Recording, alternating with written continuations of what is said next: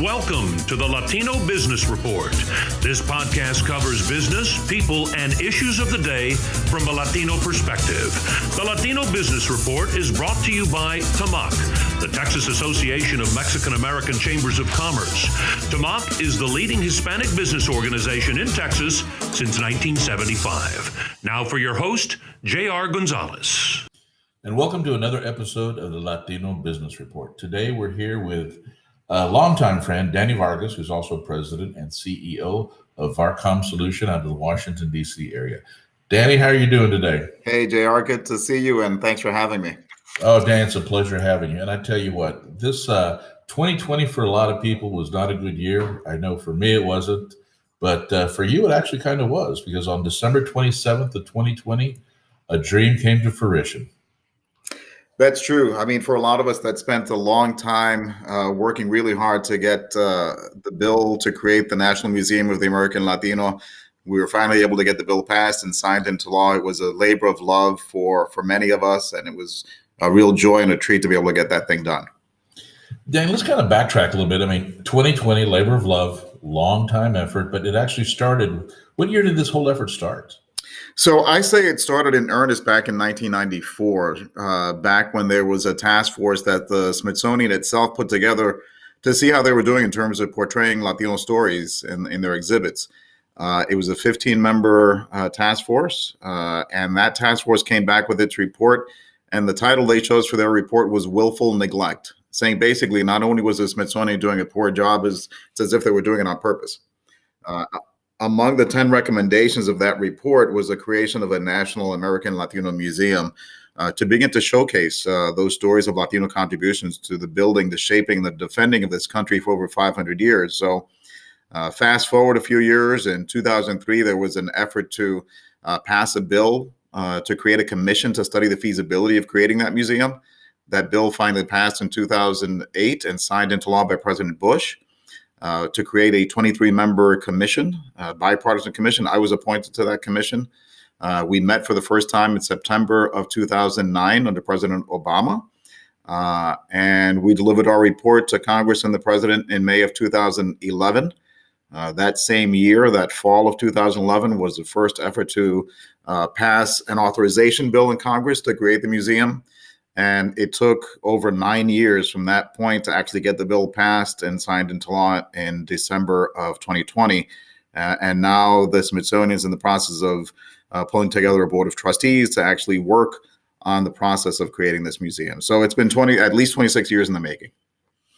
So again, I was appointed to the commission in 2008, so it's been over 12 years that I've been involved because, frankly, I think it's something that, from a personal standpoint, I want to be able to walk into this museum with my kids and my future grandchildren so they can see the stories of our community's contributions, and they can feel proud to be Latinos and also proud to be Americans, and see the missing stories in our museums and the proportions that are missing from our history books about the contributions of our community.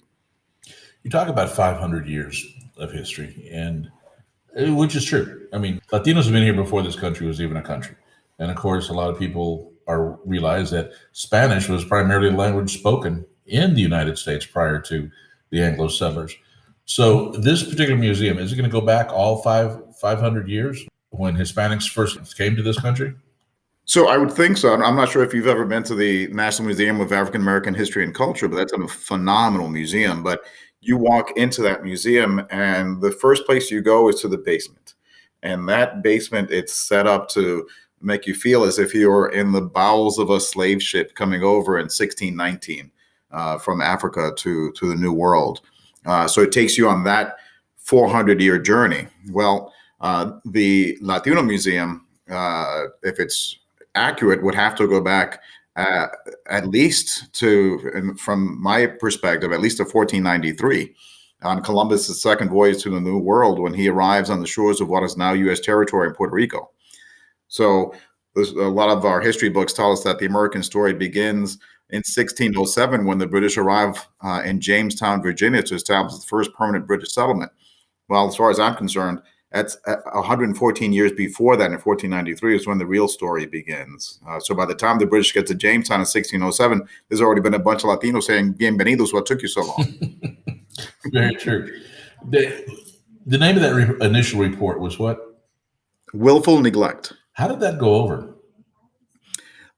It made a big splash. I mean, there was a lot of folks talking about it at the time, because it's true. I mean, if you were to go to the national museums on the National Mall, the American History Museum, the National, all the National Museum, the American Indian, which was opened later, but you would barely see any stories of Latino contributions. In spite of the fact that not only was it a significant portion of the population, but you don't see any stories about our military contributions. General Washington likely would not have won the War of Independence were it not for the contributions of Spanish General Bernardo de Galvez and over 11,000, Hispanic troops coming from Spain, the Caribbean, Central America, helping to stem the advance of the British from the South. Not many people know about that. Oh, and actually, the city of Galveston is named after that Spanish governor. A lot of That's folks, right. You're absolutely correct. A lot of folks don't realize that. Some people think that the first cross-country or the first cross-country cattle drives were the Chisholm Trail, the Goodnight Trail. It was actually vaqueros and indigenous people and some Spaniards that herded cattle from South Texas all the way to the eastern seaboard to feed George Washington's troops.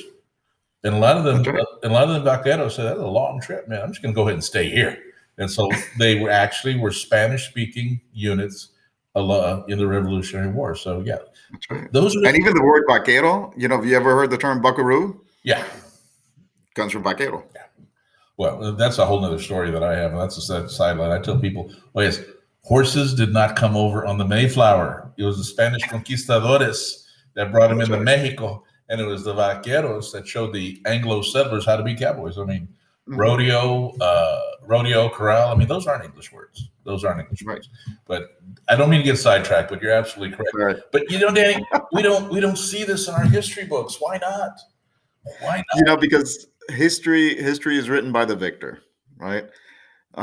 So a lot of the contributions that Spain made, for example, to help the rebels during the Revolutionary War, they wanted to keep that quiet for geopolitical reasons at the time. And since then, it's been sort of lost in the history books. I mean, a lot of fanfare to the French and what they did to support the rebels during the Revolution. But very little is known about what Spain did and what Spanish troops did and folks that came over from the Caribbean and Central America. And that's just the Revolutionary War portion of our history. Very little is also discussed about, the missions along the Southwest. So the American story doesn't go from Virginia to the north and to the south. It frankly goes from the Caribbean up to Florida, onto Alabama, Mississippi, Texas, California, as far north as Wyoming. Yeah. Well, and then also the Latino influence in the Civil War, which France was trying to come up through Mexico to go ahead and supply the Confederacy, but it was the Latino efforts there in the U.S. and in Mexico that actually thwarted that advance and cut off a supply line, or prevented a supply line from actually coming into existence. And speaking of the Civil War, I mean, the first full admiral of the United States Navy was during the Civil War. The one that said famously, "Damn the torpedoes, full speed ahead." His name was David Farragut, or more accurately pronounced, David Farragut, whose biological father was a Spanish soldier who fought on behalf of the rebels in the Revolutionary War. So a lot of that history is just simply unknown. Absolutely. Now, you mentioned the fact that the huge military contribution. So actually, Latinos have been in every military conflict since the inception of this country. And if I'm not mistaken, per capita, more Latinos have been awarded the Congressional Medal of Honor than any other group. So we're out there. A brave, patriotic community that is willing to fight for a country who sometimes the country's not overly fond of us. Well, that and the over 500,000 Latino troops that fought in World War II. If you go to the Vietnam Veterans Memorial in D.C., you'll see thousands of Hispanic surnames etched on that wall, and you've got young Latinos and Latinos fighting and sacrificing on our behalf in the battlefields of Afghanistan and Iraq. And as an Air Force veteran myself, I can tell you Latinos take a backseat to no one in the defense of liberty. Very true. And thank you for reminding me of that, Danny. Thank you for your service. There's so many Latinos out there that have contributed in so many different ways, not only through the military, but through the arts, the crafts, the contributions, the things they do for their community. And with a Smithsonian like this, now the actual name is going to be the National Museum of American Latinos.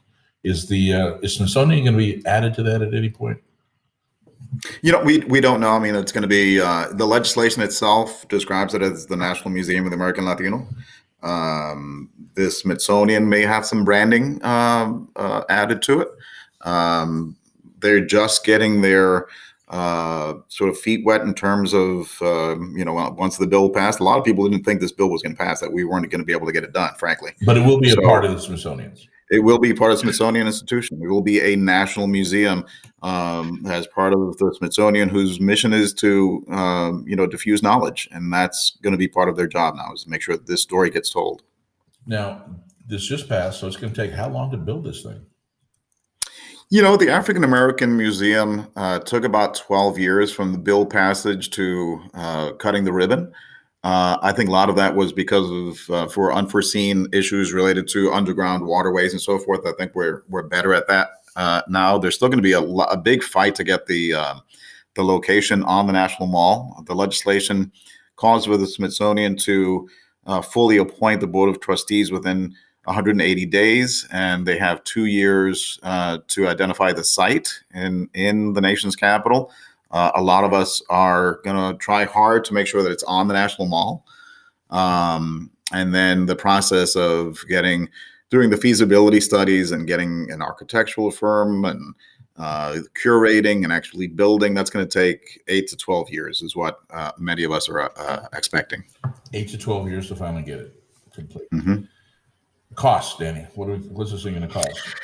So again, that's something that the Board of Trustees and the feasibility study will define more accurately. But as a commission back in 2011, we had estimated about $600 million to build this world-class institution in a 50-50 public-private partnership, which is what the enabling legislation called for. That's $300 million of the people's money and $300 million of private sector fundraising that's going to have to take place. Wow. And based on inflation and everything else, I'm sure by the time it's finally get built, it's going to cost a lot more than that $600,000. Potentially. Now, you with kids and a lot of people out there that visit Washington, D.C., who do not want to wait those 12 years, is something actually opening up, hopefully in 2022? Sure. So as a result of the willful neglect report in 1994, one of the proactive steps that the Smithsonian Institution did take, and we applaud, was the creation of the Smithsonian Latino Center, which is a group of professionals and museum curators and so forth that took it upon themselves to begin to design exhibits that have been on display in different parts of the country. That Latino Center was able to get a significant donation from a family in California, the Molina family, of $10 million to establish a gallery within the National Museum of American History. I think it's 4,500 square feet to begin to describe some of those Latino stories and art and history and so forth. And that is scheduled to open in 2022, I believe. And that's a similar step that the African American Museum took as well. So there was a gallery in the American History Museum as part of the African American History and Culture Museum that opened prior to the full museum opening. So that'll give us an opportunity to begin to curate for that gallery and begin to make sure that the virtual component is as robust as it can be. As well, because not everybody's going to be able to make it to Washington, D.C. to visit the museum. So we want to make sure that folks all over the world can begin to see the exhibits and the contributions and the stories in a virtual component. Outstanding. Now, that gallery is made possible in large part the contributions from the Molina family. They did, $10 million contribution for that? Yep. That's very generous. Very generous. And of course, more money needs to be raised for that, or is it pretty much where it needs to be?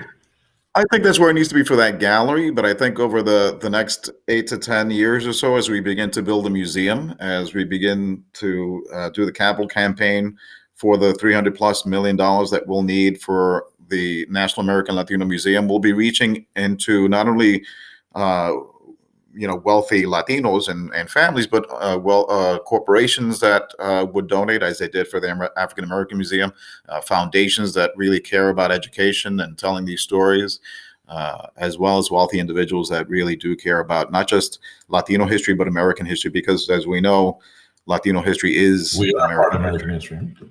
Well, how about for those Latinos such as myself that are not wealthy, but want to contribute anyway? I'm sure there's going to be some mechanism to do that. They will be. So again, we've got our 501c3 that currently is tasked with, educating the public and members of Congress about those contributions. They can do so on our website for AmericanLatinoMuseum.org. But as the Smithsonian itself begins to ramp up their fundraising efforts, I'm sure they'll have a website that will be rolled out in the not too distant future where folks can donate directly to the American Latino Museum directly within the Smithsonian.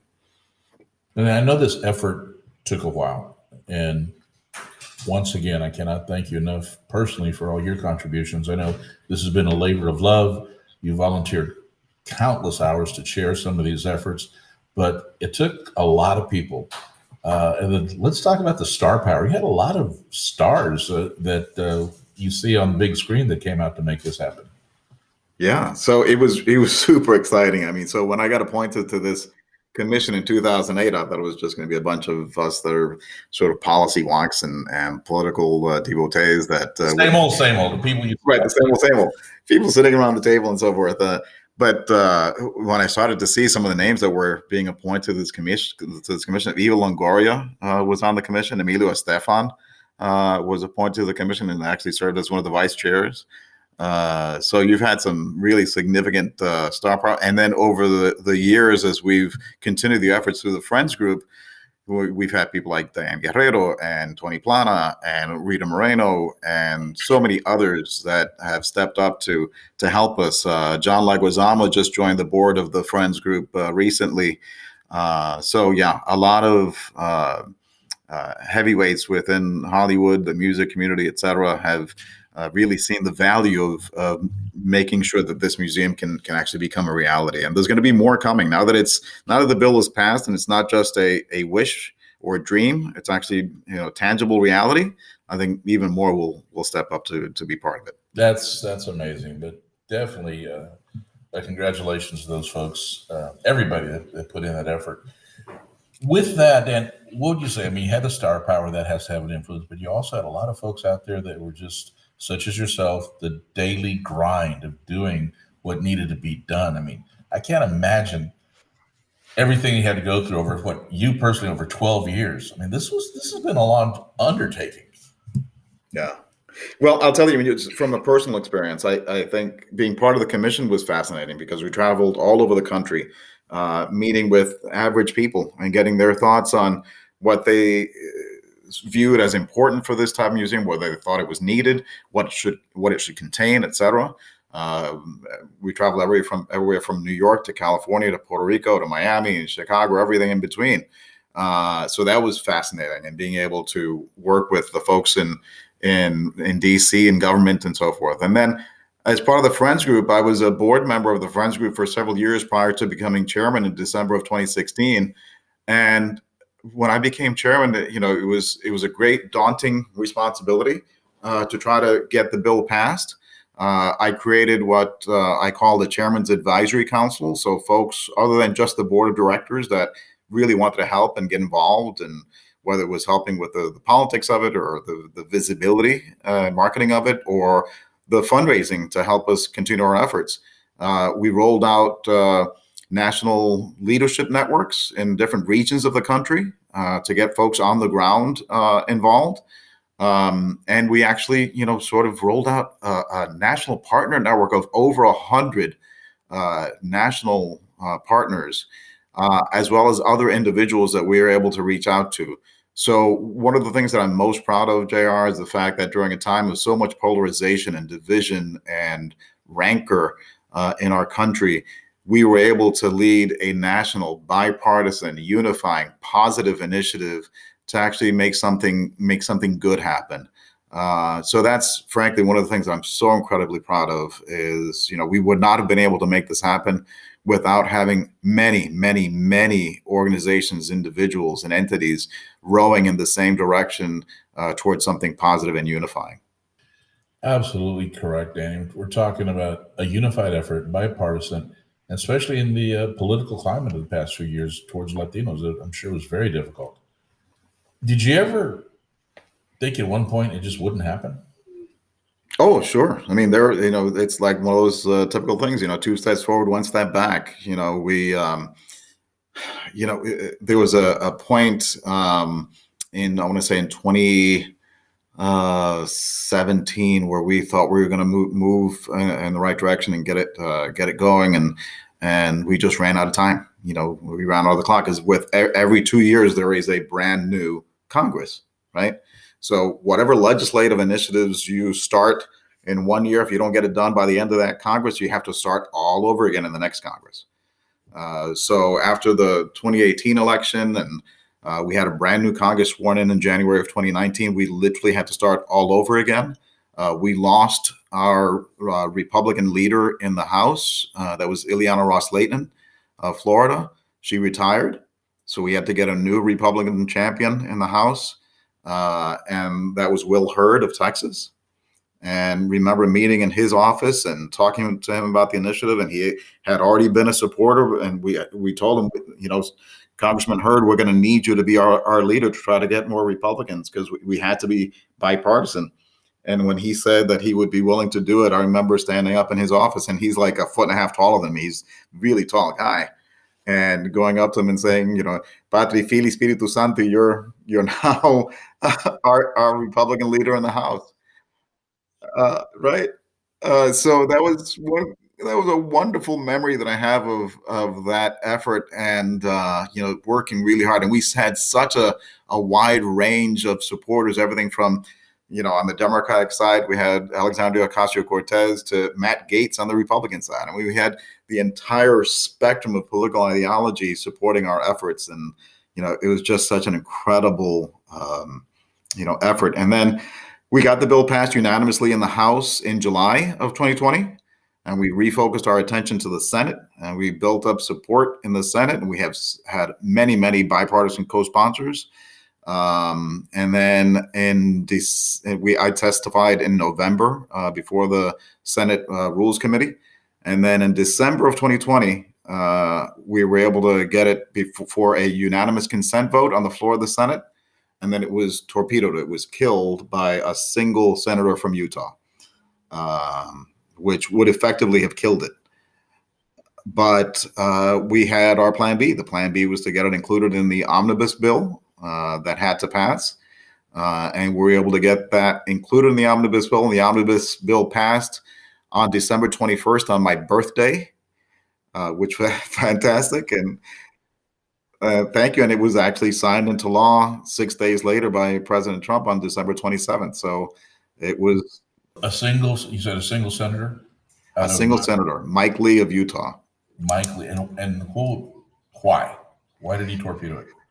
So we had been trying to meet with his office for a long time and to describe the initiative that it was a red, white, and blue patriotic American initiative to fully tell the American story, that it wasn't about separate, distinct, and apart. It really was about unifying people. It was about illuminating the American story for the benefit of everyone, but we weren't able to meet with his office. So when he stepped up to object during the unanimous consent vote, he said, well, we don't need another separate museum to divide us. If you want to tell the story, just add another wing to the American History Museum. So he didn't understand. He felt that it was going to be a divisive effort and museum. So he come at it from a position of not actually knowing what we were trying to accomplish.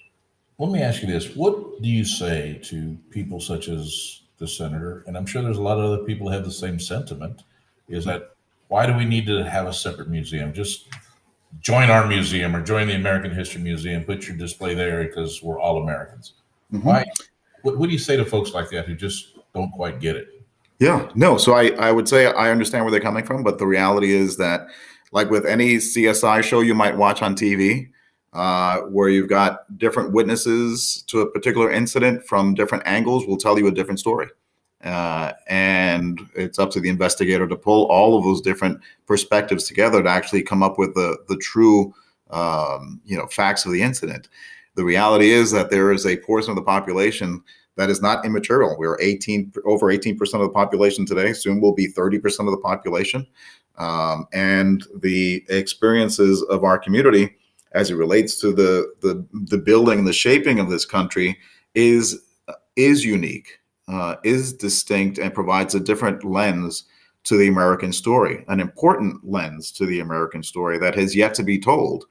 Number one. And number two, as we look to remember those contributions, it's also important that we enlighten the public today about what the Latino population is. Over 60 million people that come from 24 different countries of origin, the diaspora throughout the country, incredible contributions to every single aspect of American society.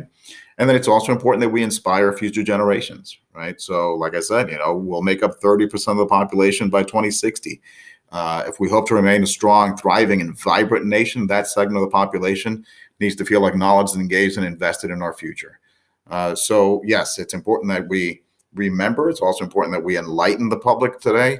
And it's important that we inspire future generations. The other thing that I think it's important that many non-Latinos may not understand is that we are an incredibly diverse community, right?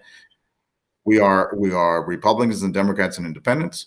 We are Afro-Latinos, we are Asian Latinos, we are mulattos and mestizos and blonde-haired and blue-eyed and everything in between. I did Ancestry DNA recently. I found that I'm a genetic sancocho, a genetic stew. I'm 50% Iberian. I'm Native American. I'm African American. I'm all kinds of stuff. But that's us. That's our community. We're made up of some very foundational shared values around family and faith and freedom and optimism and opportunity and passion and pride. And those are the qualities most in need in our country today. And I think that's why, at least I like to take that's why we're so resilient. We take the best of every culture out there. And we've kind of several thousand years of that little stew and the marinating. Fact that, we're not, so contrary to what some people might believe, Latinos are not a recent patch being sewn onto the tapestry of America. We are an essential foundational thread woven into the very fabric of America. This country would be unrecognizable were it not for those Latino contributions throughout the centuries. Danny, let me wrap up with this. As you're looking at this, and as you mentioned, the growing population, and the fact that the United States is the second largest Spanish-speaking country in the world, and I read somewhere in this new Smithsonian, is everything going to be bilingual? I don't know. I think there's probably going to be some portion that would be. There's probably going to be some portion, particularly on the virtual side, where much of it is going to be available in Spanish and potentially Portuguese as well. Okay. Next steps. So the next steps concretely will be that the Board of Trustees will be appointed. It is a 19-member board of trustees, that 6 of which are statutory, meaning that the legislation says it will be this type of person and that type of person. This position from the Smithsonian staff, 1 Republican member of Congress, 1 Democratic member of Congress, etc. So 6 of the 19 are already sort of called for. That leaves 13 sort of citizen members to be appointed by the Board of Regents of the Smithsonian. That Board of Trustees then will go through the process of, beginning the fundraising process and making sure that there is a permanent director hired, fighting to get a decent site on the National Mall for the museum. Fighting to make sure that the appropriation gets done on the congressional side, working hard to make sure that the content of the museum is reflective of the community and the stories that need to be told. And going through the process of making sure that folks are made aware of this museum, because it'll be a brick and mortar edifice that's built over time over the next 8 to 12 years, but it's going to be so much more than that. It's going to be sort of changing the narrative of our community. I talk about the fact that unfortunately in August of 2019, there was a maniac that got in his car and drove 6 hours out of his way to go to El Paso, Texas, and murder innocent men, women, and children in cold blood in a Walmart because he thought that there was this invasion coming in from south of the border. Well, had that individual actually known anything about American history, he would have known that that community in El Paso has probably looked the same for probably several hundred years, right? And those innocent men, women, and children would not be dead today. So there is an important part of a narrative that needs to be changed and stories that need to be told. Not only part of the narrative, don't you think that just basic education and a better understanding of the community will help, and maybe some people's attitudes, maybe change it? Absolutely. Absolutely. And then, as I like to tell people, Danny, I mean, as far as the Latino community, we're talking about 60 million plus, continuing to grow. Average age of the Latino is about 27 years old, where everybody else is close to 40. So we're young, we're childbearing, we're on the forefront. And as I tell people, as far as Latinos, you probably work with one, you probably know one, but you know what? In the next 5 to 7 years, you're going to be related to one of us, So that's right. I tell people what I joke saying by 2060 the population will be 30% Latino, and so I say if you're standing and you've got a person to your left and a person to your right, and if they're not Latino, guess what? It's probably you. There you go. And the other thing I say about this museum, frankly, JR, is the fact that if nothing else, this museum would have the best food court in the history of mankind. That I can believe. So you need a whole commission or task force just to make sure you hire the right cooks to be there. Because I mean, gosh, yeah, and that's a whole nother episode talking about the Latino cuisine and how it's influenced America. Where before taking a burrito to school in your lunchbox was embarrassing, now it's called a wrap and it's vogue. That's right. Well, Danny, thank you so much for being with us, Danny Vargas, ladies and gentlemen. I mean, Danny, once again, I cannot personally thank you enough for your efforts. There's going to be millions and millions of people that are going to benefit from this museum and not know the names and the faces of who actually made it happen. And you're definitely one of those key people that made it happen. As chairman emeritus now, you're probably too young to be emeritus, but it just shows the respect that you have from all the others to make you chairman of that a group that helped make this thing happen. So, any closing words, Danny? Well, I'll just say, JR, I appreciate you taking the time to help us tell the story. I mean, for over 500 years, we've been relying on Latinos to fight our wars and to run our businesses, to tend our fields and to mend our wounds, to teach our kids, patrol our streets, write our laws, and to share the word of God. The time has come to build a world-class institution to begin to tell those stories and right those wrongs and filling the missing pages in our history books. It's going to be truly about illuminating the American story for the benefit of everyone. So we appreciate everyone's support. We appreciate everyone's interest.